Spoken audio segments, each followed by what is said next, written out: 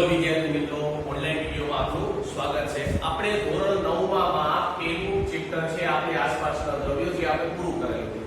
ત્યાર પછીનું ચેપ્ટર છે સજીવના પાયાનો એકમ.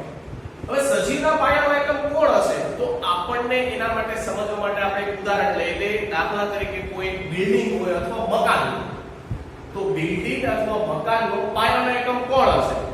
તો કે બિલ્ડિંગ અથવા મકાન છે એનો પાયાનો એકમ ઈંટ છે.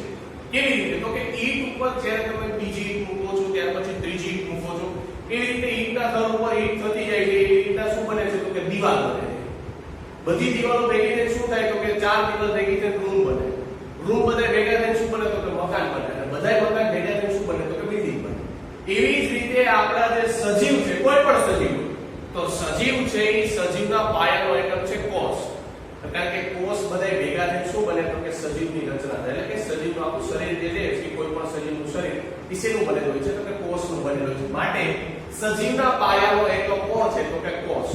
હવે તો કે કોષ શબ્દ છે, તો કોષ શબ્દનો અર્થ શું થાય? તો કે કોષ શબ્દનો અર્થ લેટિનમાં શબ્દમાં શું કહેવાય? તો કે કોષને લેટિનમાં, તો કે કોષને કહેવામાં આવે છે લેટિનમાં સેલ્યુલા.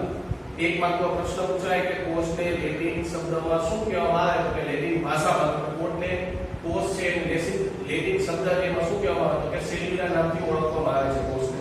ત્યાર પછી એનો બીજો અર્થ શું થાય? તો કે કોષનો બીજો અર્થ થાય નાનો એવો ઓરડો. નાનો એવો ઓરડો એટલે તો કે નાનો એવો રૂમ, એને કહેવામાં આવે છે કોષ. તો કોષ શબ્દ શોધ્યો કોને? સૌપ્રથમ કોષ જોયો કોને? તો કે સૌપ્રથમ કોષ રોબર્ટ હુક નામનો જે વૈજ્ઞાનિક હતો, અંગ્રેજ વૈજ્ઞાનિક, રોબર્ટ હુક નામનો જે અંગ્રેજ વૈજ્ઞાનિક હતો, ઈસવીસન 1665 ઈસવીસન 1665 માં તેને સૂક્ષ્મદર્શક અવલોકન સૂક્ષ્મદર્શક જે યંત્ર છે એની અંદર જ્યારે જોયું તો તેને એવું જોવા મળ્યું, કોષ જે હતો એ કેવો જોવા મળ્યો? તો કે મધપૂડાના ખાના જેવી રચના જોવા મળી.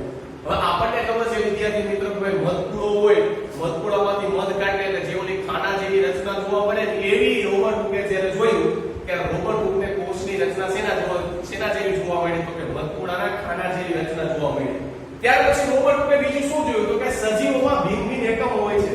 એટલે કે સજીવોમાં જે કે ભિન્ન ભિન્ન બનેલા એકમો હોય છે, શેના બનેલા હોય છે? તો કે ભિન્ન ભિન્ન એટલે અલગ અલગ. સજીવોમાં જે એકમો બનેલા હોય છે, શેના બનેલા હોય છે? કોષના. ત્યાર પછીનો પ્રશ્ન છે ડુંગળીના છાલના કોષનું હંગામી આસ્થાપન તૈયાર કરો. એટલે કે ડુંગળી હોય, ડુંગળીનો કોષ એક પ્રકારનો. આ વસ્તુ તમે ધોરણ 6 કે 7 માં તમે શીખી ગયા છો. ગાલનો કોષ અને ડુંગળીનો કોષ, આ બેની આકૃતિ તમારે ધોરણ 7 8 માં આવતી. બરાબર? તો ડુંગળીના છાલના કોષનું આસ્થાપન તમારે તૈયાર કરવાનું છે. તો સૌપ્રથમ હેતુ શું છે? તો કે હેતુ હંમેશા જે પ્રશ્ન આપેલો હોય એના ઉપરથી હેતુ બને. હેતુ કીધું છે ડુંગળીના છાલના કોષનું હંગામી આસ્થાપન તૈયાર કરવાનો છે. એના માટે સાધનો ક્યાં ક્યાં જોશે? તો કે પહેલું જોશે ચીપીઓ, વોચ ગ્લાસ, કવર સ્લિપ, પીંછી અને સૂક્ષ્મદર્શક યંત્ર. બરાબર? આટલી વસ્તુ તમારા સાધનોમાં જોશે. અભિરંજક એટલે તમારે સોલ્યુશન, એની અંદર તમારે સોલ્યુશન ક્યું નાખવાનું છે? દ્રાવણ. તો કે આયોડિનનું સોલ્યુશન નાખવાનું છે, એને કહેવાય બાયોલોજીની ભાષામાં અભિરંજક. અને પદાર્થ કેના ઉપર અવલોકન કરવાનું છે? કે ડુંગળીનું કદ એટલે ડુંગળીનો જે આપણે ગાંઠિયો કે એવું. પદ્ધતિ, એના માટે પદ્ધતિ શું છે? તો કે ડુંગળીનો જે ગાંઠિયો એટલે કે કદ હતો એનો નાના ટુકડો કરી તેમાંથી ચીપિયાની મદદથી અંદરની સપાટીનું પાતળું પણ અલગ કરો. એટલે કે આપણે જે ડુંગળી સુધારતા માથેથી જેવું પાતળા કલરનું પણ પાણી કલરનું દેખાય એને શું કરવાનું છે? તો કે અલગ કરવાનું છે. પછી તો કે આ પાતળા પડને પાણી ભરેલા વોચ ગ્લાસની અંદર મૂકો. એટલે કે જે પડ તમે અલગ કર્યું હતું પાણી કલરનું, એને શું કરવાનું? તો કે જે પડને અલગ કર્યું હતું વોચ ગ્લાસ. વોચ ગ્લાસ એટલે આપણો ઘડિયાળનો કાચ હોય એવો એક પ્રકારનો વોચ ગ્લાસ આવે, બરી બોર્ડ ટાઈપનો. એની અંદર શું કરવાનું? તો કે પાણી ભરી અને શું મૂકી દેવાનું? જે પાતળું પડ હતું એ મૂકવાનું. ત્યાર પછી તો કે કાચની સ્વચ્છ સ્લાઇડ પર પાણીની ટીપું મૂકીને તેના ઉપર ડુંગળીના પડને મૂકો અને પીછી વડે સીધું કરો.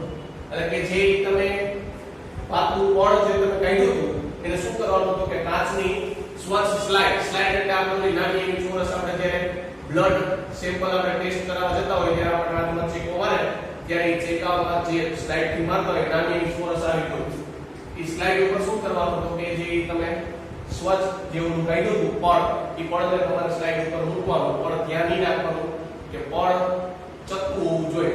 એટલે કે પીછી વડે તમારે શું કરવાનું? જો ઉલટું થઈ ગયું તો સીધું કરી નાખવાનું.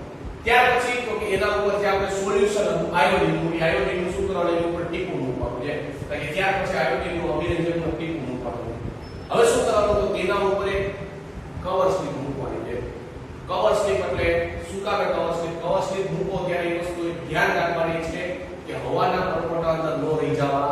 જોઈએ. એટલે કે ત્યાર પછી તેના ઉપર કવર સ્લિપ એ રીતે મૂકો જેથી હવાના પ્રમાણમાં ન રહે. એટલે કે કવર સ્લિપ મૂકો ત્યારે ધ્યાન રાખવાનું કે હવાના પ્રમાણમાં ન રહેવા જોઈએ. પછી એ અવલોકન કર્યું તો શું જોવા મળ્યું? તો કે જે અવલોકન કર્યું તો સ્લાઇડના નાના મોટા ખાનાઓ સ્વરૂપે કોષની રચના જોવા મળી. એટલે કે એને જ્યારે અવલોકન કર્યું તો એ જે સંખ્યાવરણ એટલે કે જે આપણે પળ કાઢ્યું હતું એ પળને જ્યારે એને સૂક્ષ્મદર્શક યંત્રમાં જોયું તો શું જોવા મળ્યું? તો કે નાના મોટા ખાના જેવી કોષની રચના જોવા મળી. અને બીજી વસ્તુ કે બધી જે સંરચનાની એક સરખી જોવા મળી અને આ બધી સંરચનાઓ મળીને ડુંગળીનું સંખ્યાવરણ રચે છે. એટલે કે જે બધી ખાના જેવી રચના જોવા મળી એ બધી ખાના જેવી રચના કેવી જોવા મળતી હતી? તો કે એક સરખી. અને બધાય જે ખાના જેવી રચના ભેગી થઈને શું બને? તો કે ડુંગળીનું જે સંખ્યાવરણ કે જે આવરણ હોય એ આપણું બને છે. અને એના ઉપર નિર્ણય શું મળ્યો? તો કે નિર્ણય એ મળ્યો કે ડુંગળીના કોષોમાં એક સમાન સંરચના ધરાવે છે અને ડુંગળીનો આકાર સાથે કોઈ સંબંધ નથી. એટલે કે કોઈ પણ ડુંગળીનો આકાર ગમે એવો હોય, ડુંગળીના આકાર અને કોઈ પણ સંબંધ નથી. કારણ કે ડુંગળીના આપણે અવલોકનમાં જેવું જોઈ ગયા કે કોષની રચના કેવી જોવા મળી હતી? એક સરખી જોવા મળી હતી. માટે ડુંગળીના આકાર સાથે કોઈ પણ પ્રકારનો સંબંધ નથી. કોષની રચના તમે નાની ડુંગળી હોય તો એક સરખી જોવા મળે, મોટી ડુંગળી જો તો પણ એમાં તમને એક સરખો જ આકાર જોવા મળે છે. ત્યાર પછીનો પ્રશ્ન છે એકકોષીય સજીવ. એકકોષીય સજીવ કોને કહેવાય? તો શબ્દ ઉપરથી જ આપણને ખબર પડે એકકોષીય એટલે કે જે સજીવમાં એક જ કોષ આવેલો હોય. ફરીથી કહું છું, જે સજીવમાં કેટલા કોષ આવેલા હોય? એક જ કોષ આવેલો હોય એવા સજીવને કહેવાય એકકોષીય સજીવ. એટલે કે એની અંદર એક જ કોષ હોય તો તેવા સજીવને કેવા કહેવાય? તો કે એકકોષીય સજીવ. બીજી રીતે કહીએ તો કે એક જ કોષ હોય તો બધું કાર્ય કોણ કરતું હોય? એક જ કોષ કરતો હોય તો એવા સજીવને કહેવાય એકકોષીય સજીવ. એટલે કે ઈ સજીવો છે એની અંદર એક જ કોષ આવેલો હોય તો આખા શરીરનું નિયંત્રણ બધું કોણ કરે કામ? તો કે એક જ કોષ કરતો હોય તો આવા સજીવને કહેવાય એકકોષીય સજીવ. એવા ક્યાં ક્યાં છે? કે બેક્ટેરિયા છે, અમીબા છે, પેરામીશિયમ છે, ક્લોમિનોમોનાસ છે. આ બધા એકકોષીય સજીવ છે કે જેને તમે નરી આંખે જોઈ શકતા નથી. ત્યાર પછી છે બહુકોષીય સજીવ. બહુકોષીય સજીવ કોને કહેવાય? બહુ એટલે જાજા. તો કે જે સજીવમાં બે કે તેથી વધુ કોષ આવેલા હોય. એકકોષીયમાં કેટલા સજીવ કોષ હતા? તો કે એક. બહુકોષીયમાં તો કે બે કે તેથી વધુ કોષ આવેલા હોય તો એવા સજીવને કહેવાય બહુકોષીય.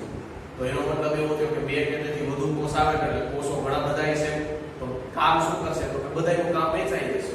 એનો મતલબ એવો કે એક જ સજીવના ઘણા કોષો ભેગા થઈને જુદા જુદા કાર્ય કરે. એટલે કે કોષ બધાય અલગ અલગ થઈ ગયા, બરાબર? બધાયના કામ અલગ અલગ સેપરેટ થઈ ગયા. તો કે જુદા જુદા કાર્ય કરે અને એ જુદા જુદા કાર્ય કરે તેનો મતલબ એવો કે કાં તો પેશીની રચના થાય, પેશી એટલે ચેતાપેશી છે વગેરે જે આપણે તમે ધોરણ 7મા ચેપ્ટરમાં તમે ભણશો કે પેશીઓ, વિવિધ પેશીઓ અને તંત્ર આખું જે માનવ તંત્ર છે, બરાબર? આખું જે તંત્ર રચે એવા કે ઉદાહરણ છે તો કે બધી વનસ્પતિઓ અને પ્રાણીઓ કે જે બહુકોષીય સજીવો છે. ત્યાર પછી જે એકકોષીય સજીવોમાં શ્રમ વિભાજન એટલે કે કામનું વિભાજન. એટલે કે એકકોષીય સજીવ છે એમાં કામનું વિભાજન કઈ રીતે થાય? તો કે એકકોષીય સજીવ હોવાથી તેમાં ઉચ્ચ સજીવોની માફક પેશી, અંગ કે તંત્ર સ્વરૂપે આયોજન નથી. તો સ્વાભાવિક છે કે હમણાં જ આપણે જોયા એકકોષીય સજીવ છે તો એની અંદર ખાલી કેટલા કોષ હોય? તો કે એક. તો એકકોષીય સજીવોમાં ઉચ્ચ સજીવોની માફક, ઉચ્ચ સજીવો એટલે બહુકોષીય જે સજીવો છે એની જેવા. તો કે બહુકોષીય સજીવ એટલે કે ઉચ્ચ સજીવોની માફક પેશી, અંગ કે તંત્ર સ્વરૂપે આયોજન નથી હોતું. એનો મતલબ એવો કે એની અંદર કાં તો પેશી નથી, પછી તો કે અંગય નથી અને તંત્રય નથી. તંત્ર સ્વરૂપે કોઈ પણ પ્રકારનું આયોજન નથી. ખાલી એક જ કોષ છે માટે તેનો પરંતુ ચોક્કસ કાર્ય કરવા માટે ચોક્કસ કોષીય ભૂમિકા હોય. કારણ કે એને જો કોઈ પણ પ્રકારનું કાર્ય કરવું હોય તો એની અંદર એક જ કોષ આવેલો છે. એ બધું કોષ આખા શરીરનું નિયંત્રણ કોણ કરે? તો કે એક જ કોષ. એટલે લખ્યું છે કે કોષમાં દ્રવ્યોનું નિર્માણ, અણુકણોનું પાચન અને કોષમાં ઉત્સર્ગ દ્રવ્યોને દૂર કરવા માટે વગેરે ચોક્કસ પ્રકારની અંગિકાઓ વડે થાય. એટલે કે જે એકકોષીય શરીર છે એની અંદર જે કંઈ પણ એ લોકોએ ખોરાક ખાધેલો છે અથવા જે કંઈ નકામો કચરો બહાર કાઢવા માટે કોઈ ચોક્કસ પ્રકારની અંગિકા આવેલી હોય છે, બરાબર? ત્યાર પછી કે બહુકોષીય સજીવોમાં શ્રમ વિભાજન. બહુકોષીય આપણે બધાની વાત કરીએ છીએ. દાખલા તરીકે મનુષ્યની વાત કરીએ આપણે જોઈએ તો કે બહુકોષીય સજીવોમાં કાર્ય કરવામાં તે શ્રમ વિભાજન થયેલું હોય છે. દાખલા તરીકે તો કે ભાઈ મનુષ્ય છે તો મનુષ્યના જુદા જુદા ભાગો હોય એ જુદું જુદું કાર્ય કરે. દાખલા તરીકે કોણ ભાઈ રુધિરનું પરિવહન કોણ કરે? તો કે હૃદય. હૃદય છે એ રુધિરનું પરિવહન કરે. પછી આપણે જે કઈ ખોરાક ખાઈએ છીએ ખોરાકનું પાચન કોણ કરે તો કે જઠર. તો એનો મતલબ એવો કે જો આપણા શરીરમાં તંત્ર જે બધા અલગ અલગ કામ કરે છે. હૃદય છે તો હૃદય શું કરે તો રુધિરનું પરિવહન. પછી જઠર છે તો જઠરમાં આપણે શું કરે તો કે જે કઈ ખોરાક ખાધો છે શું કરે તો પાચન. એવું એક કોષીય સજીવોમાં નથી, કારણ કે એમાં તો કેટલા કોષ છે? એક જ કોષ છે, માટે એમાં ચોક્કસ પ્રકારની કોષીય અંગિકાઓ હોય એ બધું કામ કરે. પણ આપણા શરીરમાં એવું નથી. આવા સજીવોમાં કોષોના આકાર પણ નિશ્ચિત હોય. દાખલા તરીકે આપણે ખબર છે કે હૃદયનો આકાર ચોક્કસ ફિક્સ છે, જઠરનો આકાર એ ફિક્સ છે, બરાબર. એવી રીતે આવા કોઈ પણ સજીવ હોય તેનો ચોક્કસ આકાર હોય. કયા કયા છે તો કે દાખલા તરીકે ચેતાકોષ. ચેતાકોષની તમારે આકૃતિ આવશે. ચેતાકોષનો આકાર ફિક્સ છે. બીજું છે રક્તકણ. રક્તકણનો આકાર કેવો હોય તમને કહું. પેલા આપણે ખબર છે એલ્પેનલીબેની ચોકલેટ આવતી, બસ ઈ એલ્પેનલીબેની ચોકલેટ જેવો આકાર હોય એવો રક્તકણનો આકાર હોય છે. કોષ સજીવનો બંધારણીય તેમજ ક્રિયાત્મક એકમ છે એ સમજાવો. તો એક કોષીય સજીવમાં એક જ કોષનો બનેલો હોય છે, જે આપણે બધાને ખબર છે. હમણાં આપણે આગળ જોયું કે એક કોષીય સજીવ હોય એક કોષનો બનેલો હોય છે, બહુકોષીય સજીવ હોય બે કે તેથી વધારે કોષનો બનેલો હોય. તો એક કોષીય સજીવ એક જ કોષનો બનેલો હોય તો શું થાય તો કે બધા જ પાયાના કાર્યો કરવા માટે ક્ષમતા ધરાવતો હોય. કારણ કે એની અંદર એક જ કોષ છે, તો આખા શરીરનું મેન્ટેનન્સ આપણું જે શરીરનું કામ કરવા માટે એ એક જ કોષ જવાબદાર છે. એટલે કે બધા પાયાના જે કાર્યો કરવા માટે એ એક જ કોષ જવાબદાર છે. પણ જ્યારે તો કે બહુકોષીય સજીવોમાં કોણ હોય તો કે અલગ અલગ પ્રકારની પેશી હોય, અંગ હોય અને તંત્રનું આયોજન જોવા મળે છે. એટલે કે બહુકોષીય સજીવોમાં પેશી, અંગ કે તંત્ર કક્ષાનું આયોજન ધરાવતા હોવાથી તેની માનવ જીવનની શરૂઆત યુગ્મજનથી થાય છે. અને મીન્સ કે શુક્રકોષ અને અંડકોષના સંયોજન, એટલે કે શુક્રકોષ અને અંડકોષ અને યુગ્મજન બે ના ફલનથી ઉચ્ચ કક્ષાનો સજીવ હોય એની શરૂઆત થાય છે. ત્યાર પછી જે બહુકોષીય સજીવોમાં શ્વસન, પ્રકાશ સંશ્લેષણ અને પ્રજનન વગેરે કાર્યો તો કોષીય સ્તરે થતા હોય છે. આપણે ખબર છે કે આપણે વનસ્પતિ હોય તો વનસ્પતિ પ્રકાશ સંશ્લેષણની પ્રક્રિયા કઈ હાજરીમાં કરે તો કે સૂર્યની હાજરીમાં. અને બધા બહુકોષીય સજીવો એ પ્રજનનથી બીજા સજીવને જન્મ આપે છે. આથી જ કહેવામાં આવે છે કે સજીવ એ કેવો છે તો કે સજીવ છે એ બંધારણીય તેમજ ક્રિયાત્મક એકમ કહેવામાં આવે છે. શેનો કે કોષનો. ત્યાર પછીનો પ્રશ્ન છે પ્રસરણ. પ્રસરણ કોને કહેવાય તો કે કોઈ પણ દ્રવ્યના અણુ વધુ સંકેન્દ્રણ તરફથી ઓછા સંકેન્દ્રણ તરફ ગતિ કરતા હોય આ ઘટનાને કહેવામાં આવે છે પ્રસરણ. અને કોઈ પણ દ્રવ્યના અણુ હોય ક્યાંથી તો કે વધુ સંકેન્દ્રણથી ઓછા સંકેન્દ્રણ તરફ ગતિ કરતા હોય તો આ ઘટના જે બને છે એને કહેવાય પ્રસરણ. દાખલા તરીકે આપણને ખબર છે કે ભાઈ બે પાત્ર લઈ, પહેલા એનું નોર્મલ આપણે સમજી. બે પાત્ર આપણે લીધા,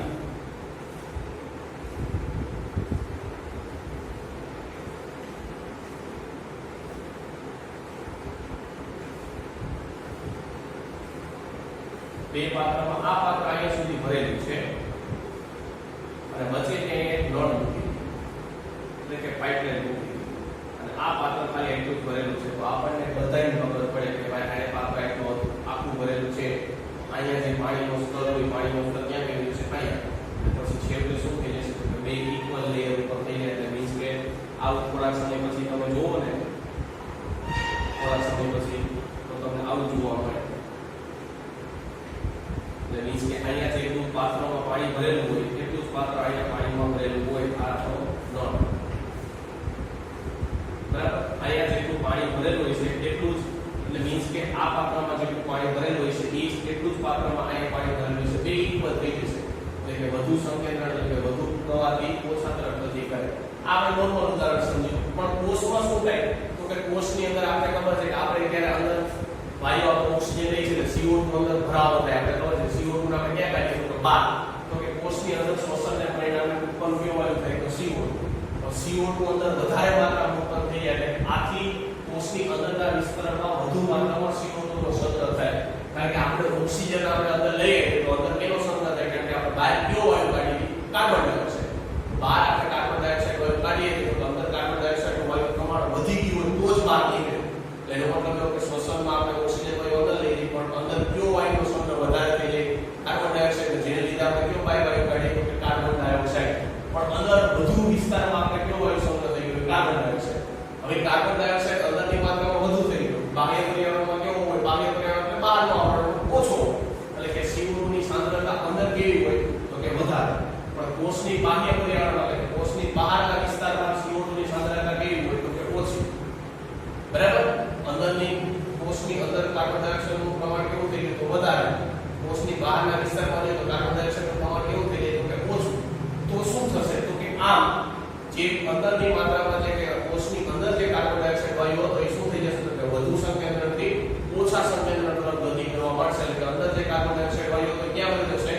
બહાર. તો આવી જ રીતે જે કાર્બન ડાયોક્સાઇડ થયું તેવી જ રીતે ઓક્સિજનનું પણ થાય. ઓક્સિજનનું પણ વધુ સંકેન્દ્રથી ઓછા સંકેન્દ્ર તરફ ગતિ કરે છે. ત્યાર પછીનો પ્રશ્ન છે ફોસ્ફરસ પટલ. ફોસ્ફરસ પટલ કોને કહેવાય? તો કે જે ક્યાં આવેલું સ્થાન પેલા નક્કી કરીએ.